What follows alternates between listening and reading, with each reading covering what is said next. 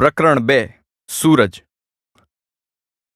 વર્ષો પહેલા ચલાલામાં એક મગજથી અસ્થિર છોકરો હતો, ગીગો. એ નાનો હતો ત્યારે ગામ એને ગીગો ગાંડો કહેતું.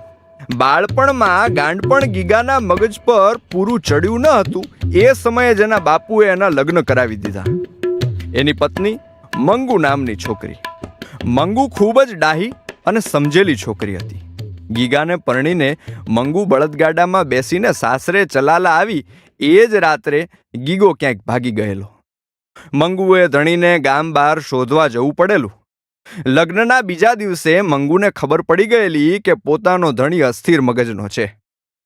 લગ્નના થોડા દિવસમાં ગામમાં લોકોએ કહ્યું કે ગીગાના મગજમાં સૂરજની ગરમી ચડતી અને ઉતરતી. સૂરજનો તાપ તેના મગજમાં ચડે એટલે ગીગો ગાંડો થાય. મંગુએ એવું જીવન સ્વીકાર્યું. કોઈએ ક્યારેય વિચાર્યું નહીં હોય કે મંગુની જિંદગી કેવી ગુજરતી હશે.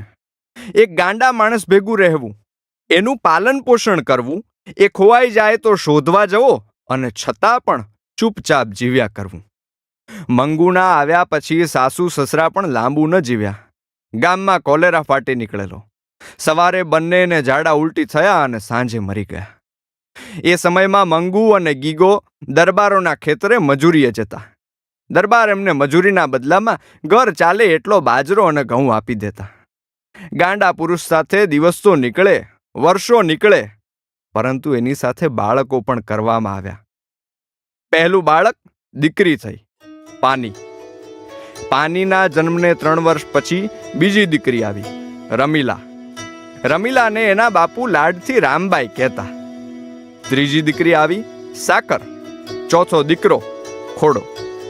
આ બધા ગીગા ગાંડાના સોકરડા તરીકે ગામમાં ઓળખાતા. જોકે બાળકો થયા પછી ગામમાં ગાંડાને ગીગાભાઈ કહેવા લાગ્યું. ચલાલા ગામને છેવાડે જ્યાંથી ગામના ખેતર અને વાડીઓ ચાલુ થતી ત્યાં ગીગાભાઈનો આ પરિવાર રહેતો. ગીગાભાઈને તો સાંજ પડે અને ફટકી જતું. દરબારના ખેતરે મજૂરી પર કાળા તડકામાં દાતરડું લઈને કામ કર્યું હોય, મગજમાં ગરમી ચડી હોય અને બપોરે ખાવામાં ખાલી બાજરાનો રોટલો અને ડુંગળી મળ્યા હોય એટલે કદાચ એનું ચેતાતંત્ર પીડાઈ જતું અને કુદરતી રીતે જ એ ગાંડા કાઢવા લાગતો. સાંજે ખેતરોની ક્ષિતિજ પર ઢળતા સૂરજને જુએ અને હાથમાં દાતરડું લઈને એ સૂરજ તરફ ભાગે. રાડના પેટના 6 ફૂટ ઊંચા ગીગાભાઈ સૂરજ સામે રાડ નાખે. બપોરે મારી માથે વરળું કાઢતો તો ને અટાણે ભાગશો. ઊભી નો રે, ઊભી નો રે, ઊભી નો રે કહેતા તો સૂરજ તરફ દોડે. સૂરજ સામે દાંતરડું ફેંકે. ડૂબતા લાલ સૂરજને દાંતરડું ન વાગે એટલે ગીગાભાઈ ફરીથી દોડે. પડેલું દાંતરડું ફરીથી ઉઠાવે અને સૂરજની સામે લાલ આંખો કરતા દોડે. પાછળ ખેતરે ઉભેલા મંગુબેન જોયા કરે. ખેતરના ખૂણે લીમડા નીચે બેઠેલા સોકરડા પોતાના બાપને ભાગતો જોયા કરે. લીમડાની 2 ડાળ વચ્ચે એક જૂની ફાટેલી સાડી બાંધીને પારણું બનાવેલું હોય. એ પારણામાં નાનકડો દીકરો ખોડો મોઢામાં અંગૂઠો રાખીને ચૂસતો સૂતો હોય. એ ખોડો પણ બાપને દોડતો જોયા કરે.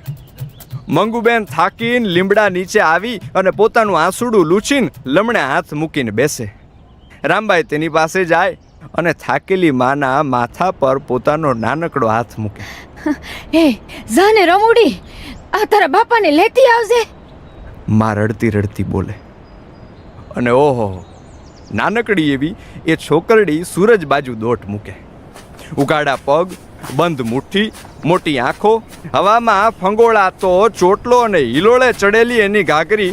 ખેતરોના ઢેફા ભાંગતી એ બાળકી પોતાના બાપુને શોધવા 4-5 કિલોમીટર સુધી દોડી જાય. એક શ્વાસ લેવા પણ ઊભી ન રહે. એ સૂરજ જે ઝડપે ડૂબતો જાય એના કરતાં બમણી ઝડપથી રામબાઈ દોડે. સાંજ પડે, અંધારું થાય. ગામની સીમ વટીને કોઈ અજાણ્યા ખેતરમાં રામબાઈ ઊભી રહે. એને ખબર પડી જાય કે પોતાના બાપુ કપાસના 2 ચાસ વચ્ચે બેહોશ થઈને પડી ગયા હશે. અંધારામાં કોઈ ખેડૂત પાણી વાળતો હોય એ સાદ કરે. એ છોડી, તારા બાપને ગોતસ? જો આમ છેડા પાસે પડ્યો. રામબાઈ હા કહે. ખેડૂત આંગળી ચીંધે. રામબાઈ દોડતી બાપુ પાસે જાય, બાજુમાં બેસે, એને માથે હાથ ફેરવે, બાપુની આંખો ખુલે અને પાણી માંગે. રામબાઈ બાપુને પાણીના ધોરિયા પાસે લઈ જાય અને મોઢું ધોઈ દે. જે જગતમાં હંમેશાથી બાપ પોતાના બાળકનું મોઢું ધોઈ આપતો હોય અને એની આંખમાં પડેલું કણું કચરો કાઢી આપતો હોય, એ જગતમાં જો બાળક પોતાના બાપનું મોઢું ધોઈ આપે, એની ધૂળભરી આંખો સાફ કરી આપે અને એને પંપાળીને એની આંગળી પકડીને સમજાવીને ઘરે લઈ આવે, એ દૃશ્ય હજાર વંદનને પાત્ર હતું. ગીગાભાઈ વળી ખૂબ ઝડપે ભાગતા. રામબાઈ જન્મી ન હતી ત્યારે મંગુબેન એમને ઊભા રાખવા પાછળ દોડતા, પરંતુ 4 સુવાવડ પછી એનાથી દોડી ન શકાતું, એટલે રામબાઈ દોડતી. ગીગોભાઈ જે સીમમાં દોડતો જતો, એ સીમમાંથી નીલગાય અને હરણ પણ ભાગી જતા. એકવાર ગીગાભાઈ એક ગાયને પકડીને ઘરે લઈ આવ્યા.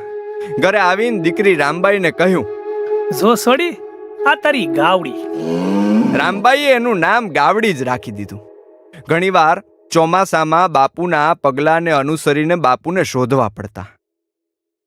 એમને પાણીના ધોરિયામાં બેસાડી નવરાવવા પડતા. ક્યારેક કોઈ માથા ફરેલ માણસના ખેતરમાં બાપુ ઘૂસી ગયા હોય તો એ માલિક લાકડી લઈને બાપુને મારતો હોય, એમાં વચ્ચે જઈને રામબાઈને લાકડી પોતાના ઉપર ખાઈ લેવી પડતી. જે થાય, પરંતુ આખા ગામને ખબર હતી કે મોડી રાત થશે એટલે રામબાઈ એના બાપુને પાતાળમાંથી પણ લઈ આવશે. બંને બાપ દીકરી મોડી રાત્રે ઘરે આવે. માં ઘરે રાહ જોતી હોય. સૌ ઠંડા રોટલા ખાઈ લે, સૂઈ જાય. સવારે ફરી ખેત મજૂરી પર. 19મી સદીના એ શરૂઆતના વર્ષો વહેતા ગયા.